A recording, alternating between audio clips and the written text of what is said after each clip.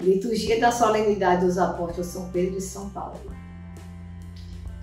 Dos textos de liturgia desta solenidade, depreende-se que sua essência, centro e ponto alto é a Igreja de Cristo.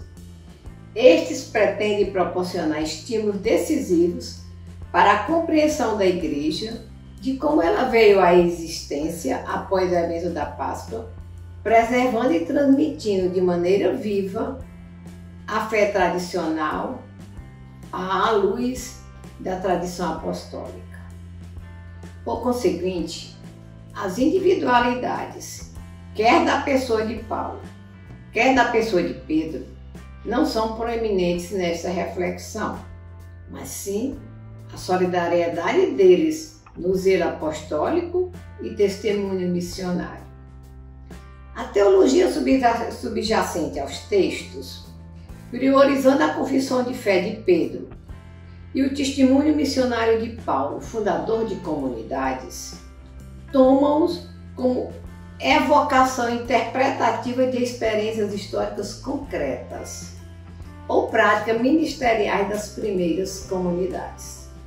Convido-nos, pois, a entender o que é a Igreja como comunidade escatológica do final dos tempos, a partir de suas raízes, simbolizada nas duas qualificadas testemunhas. A primeira leitura destaca que, sob a ação e a moção do Espírito de Deus, que é quem convoca e reúne, surgiu a primeira comunidade cristã, a fim de testemunhar perante o povo de Israel sua fé no Cristo Messias.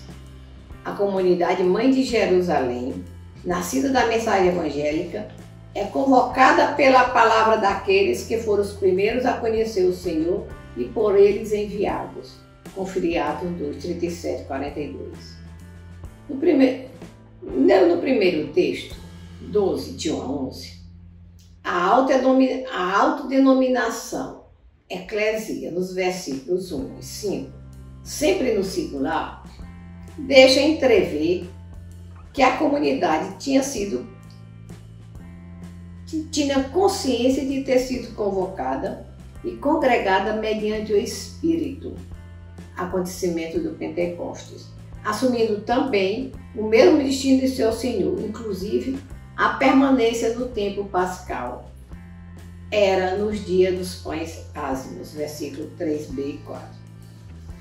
Em conexão com a atividade apostólica de Pedro, o versículo 2 relata que a perseguição que se desencadeou contra a comunidade Mãe de Jerusalém, na qual Tiago, irmão de João, deu testemunho pelo martírio, Pedro foi preso e acorrentado, assim permanecendo, por conveniência dos perseguidores, até depois da Páscoa, versículo 4b.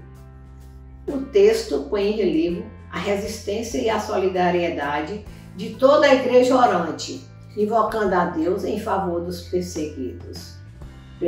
Presumivelmente, a fim de indicar que a comunidade que se está constituindo agora deve ser compreendida como fraternidade, como família, confirmado pelo fato de Pedro dirigir-se à casa na qual os irmãos se encontravam reunidos orando, versículo 12. A presença do Senhor da comunidade fez-se sentir sua imediata intervenção. A comunidade, em ardente oração, clamou a Deus e foi libertada de todos os temores. Versículo 5, Salmo 34, 7, 14 e 18. Os versículos 6 a 10 põem em paralelo, tecendo com detalhes, o poder e a segurança da prisão e a superioridade da ação do poder divino ao libertar Pedro das mãos de Herodes e de toda a expectativa do povo judeu. Pedro, perseguido, preso e libertado, faz sua própria experiência de igreja em continuidade com aquela comunidade de discípulos que o próprio Jesus criou em seu tempo, testemunhando que essa comunidade é o lugar no qual se torna possível o discipulado autêntico diante do próprio Jesus e de sua mensagem do reino. É nela onde se pode, como salmista, provai e ver como o Senhor é bom. O texto deixa transparecer não somente a liderança de Pedro como um homem de começo, mas também a autoconcepção de comunidade ordenada ao reino de Deus, do qual ela é semente, ao aceitar a consequência e o desafio de ser igreja. Essa é a segunda leitura.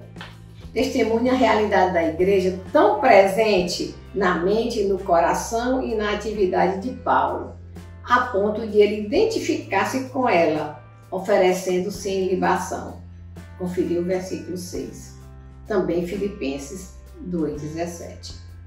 É bem conhecida sua surpreendente e original definição de igreja como corpo de Cristo. Diz Paulo: e como há um único pão, nós, embora muitos, somos um só corpo, pois participamos desse único pão. 1 Coríntios 10:17.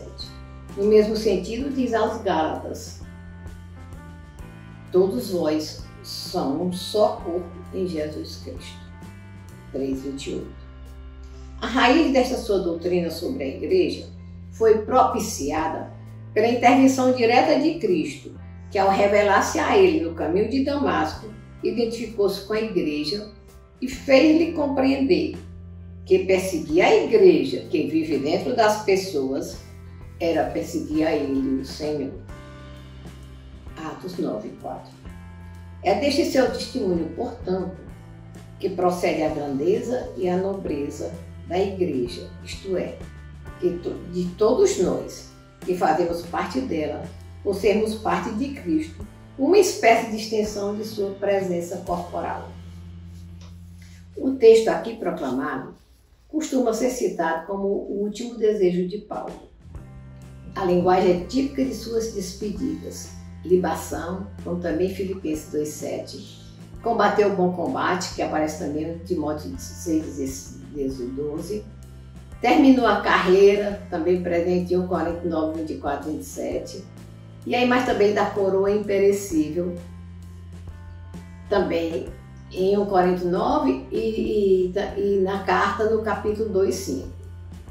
Sua última realização é: guardei a fé, que significa sua cuidadosa transmissão do Evangelho a seus sucessores e sua fidelidade em seu ministério de evangelista e mestre.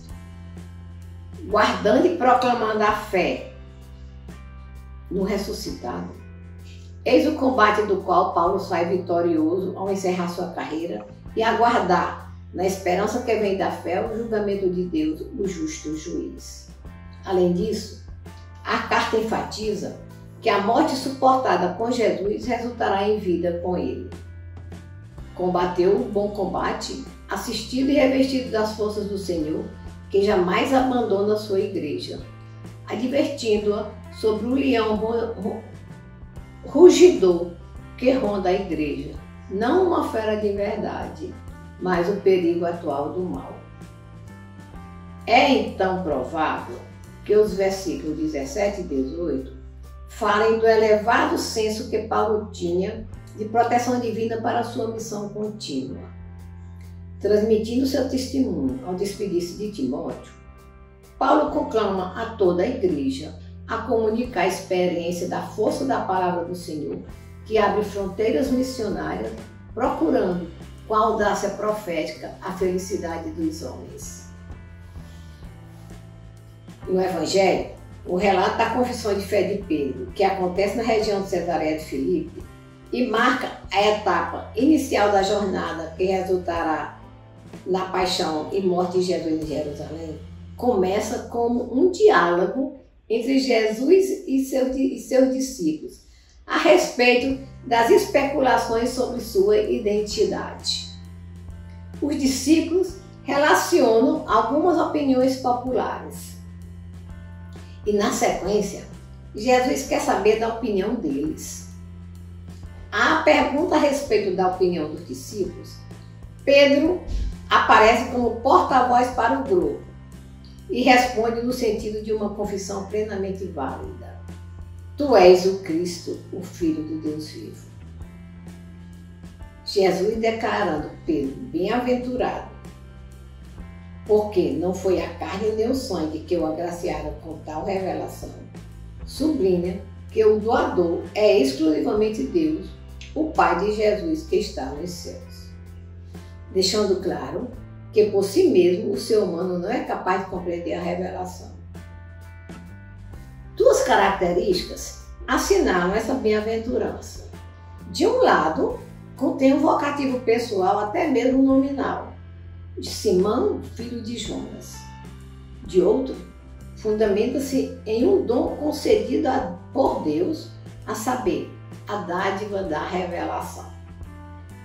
Apesar de Pedro fazer a confissão em nome dos discípulos, a dádiva da revelação diz respeito apenas a ele. Te revelaram.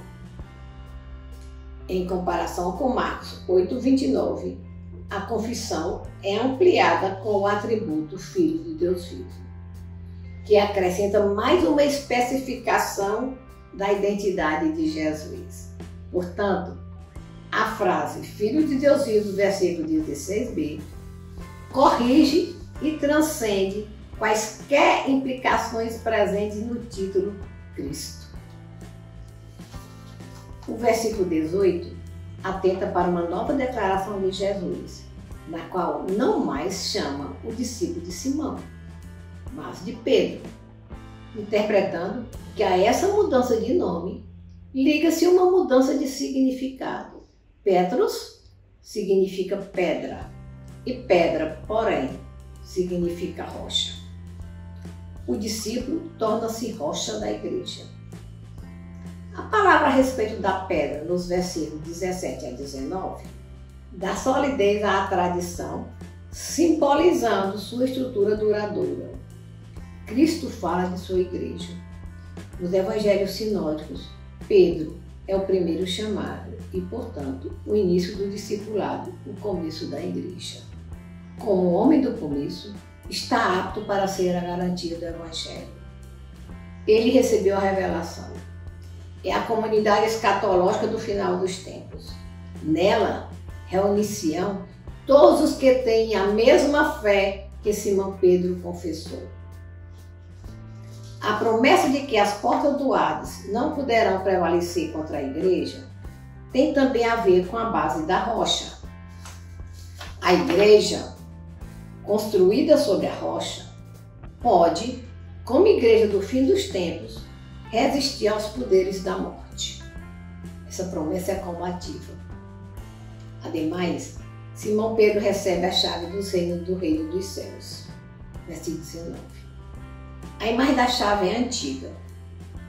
Palácios e templos podiam ser trancados com poderosas chaves. Quem abria e fechava devia zelar pela segurança dos que entravam e saíam. Contudo, em Isaías 22:22, a imagem amplia-se e inclui ao mesmo tempo o poder de dispor e os plenos poderes. O reino é comparado a uma casa, a casa do Pai. A promessa a Pedro é o único lugar no Evangelho onde igreja e reino dos céus aparecem lado a lado. Pedro cumpre sua tarefa na igreja quando recorda o Evangelho, que permite às pessoas entrar no reino dos céus. A missão e o destino das comunidades são como a missão do próprio Jesus. A pessoa de Pedro testemunha o rico tesouro da tradição, a fraternidade experienciada com Jesus e os discípulos, a vida de comunhão na casa, que é a comunidade mãe de Jerusalém, guardiã da semente da futura fé da igreja, o ponto de junção do povo de Deus escatológico, o qual Deus escolheu para si, mediante o ato salvífico de Jesus Cristo, a fim de testemunhar sua fé perante todo o povo de Israel. As duas testemunhas, Pedro e Paulo, representam a boa nova de Jesus e a realização das promessas do Antigo Testamento. Na atividade e no destino das duas testemunhas, as comunidades se contemplam a si mesmas e veem o seu próprio futuro enquanto presença profética da palavra de Deus e luz dos povos no meio da humanidade. Essas duas testemunhas são o resumo da história da origem da igreja, comunidade para o reino. O confronto entre igreja e império continua. Os Herodes se sucedem e aprimoram cada vez mais seus meios de perseguição. Portanto, o que vivemos hoje, novidade não é.